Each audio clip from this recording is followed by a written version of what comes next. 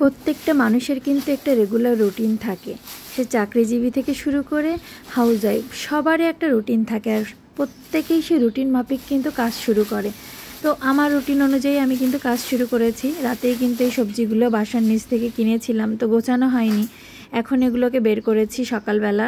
এটা আছে পুঁই শাক আর মিষ্টি কুমড়া। পুঁই শাক মিষ্টি কুমড়া একসাথে রান্না করব এটা ভেবেই কিনেছিলাম।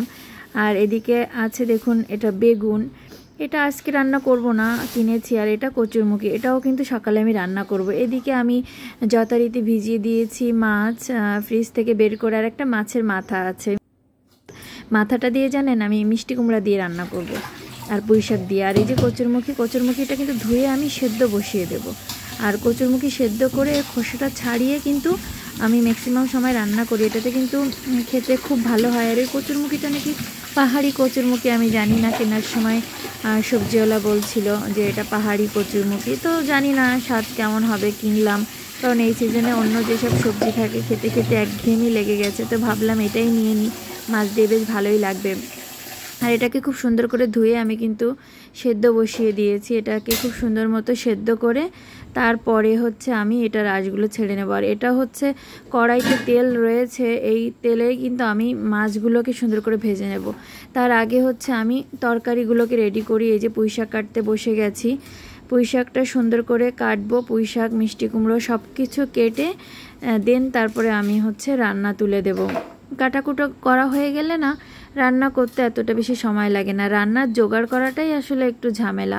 এটা হয়ে গেলে ব্যাস, রান্না করতে তো যা তুড়ি দিয়ে রান্না হয়ে যায়। আমার কাছে মনে হয় এটা, আমি না, সবাই একই কথা বলবে যে রান্নার জোগাড়টাই মেইন। এইটা দেখেন কাটোরে বাছরে ধরে কত ঝামেলা। যাই হোক, কথা বলতে বলতে কিন্তু আমার পুঁই শাকটা কাটা হয়ে যাচ্ছে। আর পুঁই শাকটা কাটা হয়ে গেলেই আমি এই যে মিষ্টি কুমড়াটা কাটা শুরু করেছি। মিষ্টি কুমড়াটা আমি ওই এক তরকারির মতোই নিয়েছিলাম, সবগুলো তরকারি আমি অল্প অল্প করেই কিনেছিলাম, জানে একবারে রান্না করা হয়ে যায়, কারণ বাসায় এখন লোক কম আছে আর বাচ্চারা সবজি তেমন একটা খেতে চায় না, যার কারণে আসলে বেশি রান্না করলে নষ্ট হয়ে যায়। যাই হোক, মিষ্টি কুমড়াটা কিন্তু কাটার পরে আমি যে একটা আলু দেব, এই জন্য একটা আলু কেটে নিচ্ছি। সুন্দর করে সব কিছু কিন্তু আমি কেটে ধুয়ে বেছে তারপরে একদম রান্না তুলে দেব।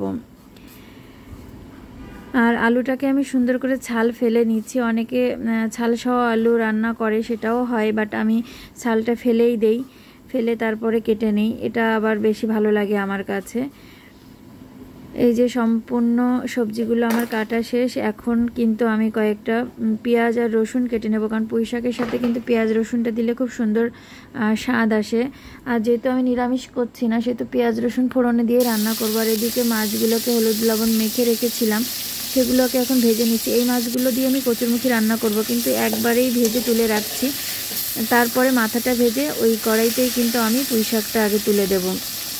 পুঁই শাকটা রান্না হয়ে গেলে তারপরে আমি হচ্ছে কচুরমুখীটা রান্না করব। মাছটা দেখুন এপিট ওপিট করে ভেজে নিচ্ছি সুন্দর করে। আর এই কড়াইটা এত সুন্দর হয় মাছ ভাজা, একটুও কিন্তু তলায় লেগে থাকে না।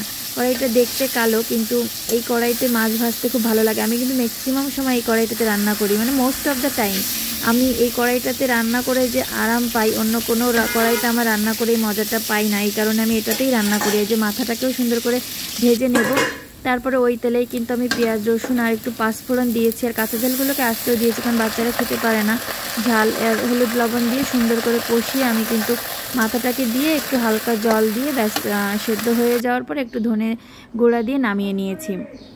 এই তরকারিটা রেডি। আর দেখুন কচুরমুখীগুলোকে আমি ছেলে নিয়েছি, আর এই যে মাছ ভাজা, এটা দিয়ে কচুরমুখী রান্না করব। আর এই যে এদিকে বাচ্চাদের জন্য নুডলস, আর এই কচুরমুখীটা কিন্তু হচ্ছে। ব্যাস সারাদিনের রান্নাবান্না একেবারে কমপ্লিট। আর রাতের বেলায় হালকা কিছু যদি প্রয়োজন হয় করা হয়, কারণ রাতের বেলায় ম্যাক্সিমাম দিন আমাদের আসলে ভাত তো খাওয়া হয় না, আর মোটামুটি হয়ে যায়। বাচ্চারাও অতটা রাতে খাওয়াটা মানে ভাত খায় না অত বেশি, ওই সন্ধ্যার আগে আগে কিছু খেয়ে নেয়। আর এদিকে বড় ছেলে ঘুম থেকে উঠে গেছে। সবাই আজকের মতো টাটা।